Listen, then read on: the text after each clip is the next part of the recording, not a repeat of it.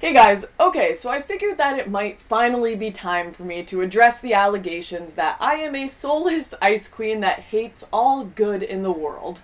Fact check, I am not an ice queen, and despite being a female, I do in fact have a soul. The truth is that the Lauren Southern who does all of this kind of craziness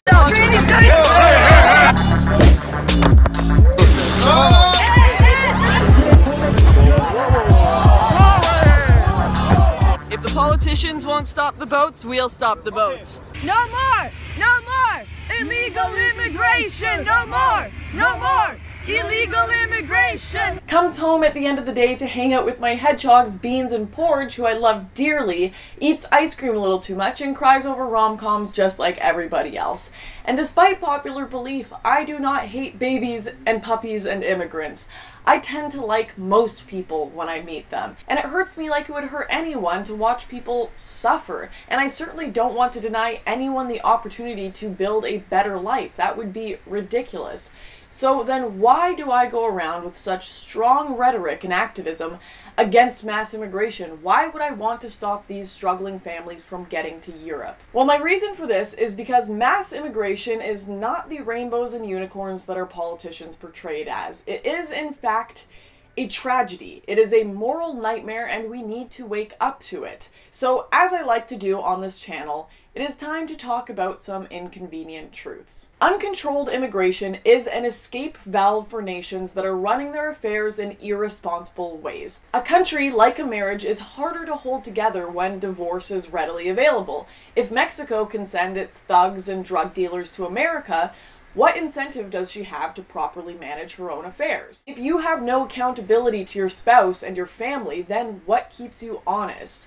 The availability of easy divorce cuts in the other direction too. If you're good and productive but your partner isn't, why bother? Why stick around? Just go somewhere else. Nothing is stopping you, but the damage that you inflict on your family and your children is often irreparable. We already know the intense damage that happens to children from broken homes. This, sadly, is how it works for nations too. The best of a nation abandon it for greener pastures, leaving it drained of the very people most capable of improving the situation, and a constant stream of the very worst of the nation are thrown off onto the country's neighbors. What's left is a country with a middle descending into barbarism. It is a perilous feedback loop. Many people have heard of this phenomenon called the brain drain.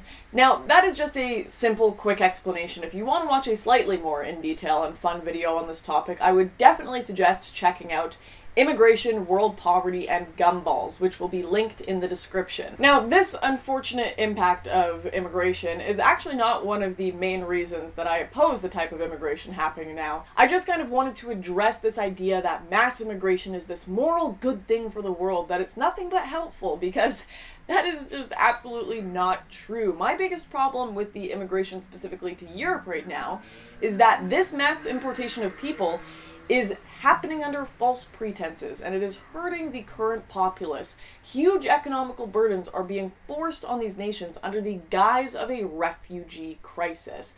Yet, the vast majority of the refugees coming to Europe do not live up to the name anyways. Most of the so-called Syrian refugees are neither Syrian nor are they refugees. These people come from Gambia, Senegal, Somalia, and other backwards countries. None of these countries are in active conflicts. This means that none of these people are seeking refuge from war. Now, admittedly, it sucks to live in Somalia. I would not want to live in a legitimate rape culture either. So perhaps one may think that even though they're not necessarily taking in refugees, Europe is taking in families from these countries hoping to find better lives. Well, I would like to think that too, but it also is not true. Predominantly, the people coming over are single men of military age.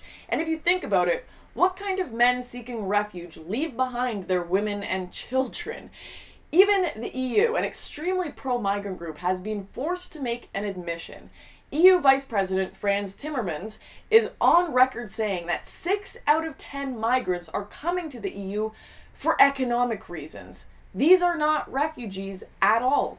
These people are economic migrants whose European adventures are being enabled by globalist NGOs and puppet governments. These migrants are even paying upwards of $3,000 for space on an overcrowded barge. That is not conspiracy stuff. This is something that is widely reported on by outlets both left-wing and right-wing. True victims of war could never afford this cost. It is a racket supported by promises of social welfare in exchange for fronting $3,000 and assuming the risk of a dangerous journey. So Europeans are being asked to provide welfare, land, and social assistance for fighting-age young men who are flooding into their countries to benefit from welfare and not seek refuge. Not only does this weaken European countries, but this weakens the African countries which these men come from as well. These men are not refugees. They're not cheap to bring over. And the coup de grace is that the arrangement generally doesn't work out anyway. These men typically don't understand European culture or European values. They're unemployable, and they end up miserable, disenfranchised, and mired in crime-ridden communities. And everyone is worse off. It is cruel to them, and it is cruel to the European people as well. So what is the right thing to do in this situation? Well, in my opinion, it is almost certainly to stop promoting this mass illegal immigration scam that is filled with shady funding, human traffickers, and death in many cases, because people have been told that if they just get into these dangerous boats, they'll make it to the promised land. And the reality is that people wouldn't come out to the waters anymore and endanger themselves if the boats patrolling the Mediterranean took them back to Libya instead of going to Europe. We wouldn't have the growing problems of the clash of civilizations within Europe if we weren't so adamant on importing hundreds of thousands of people into cultural enclaves. And we could deal with the problems surrounding mass immigration if we just talked about it honestly and realized that no one, left-wing or right-wing, wants people to suffer. We just have different solutions to problems. And sometimes we have to use our brain and not our emotions to find the best solution for everyone. Anyways, I hope you guys enjoyed that video, and I will see you next time.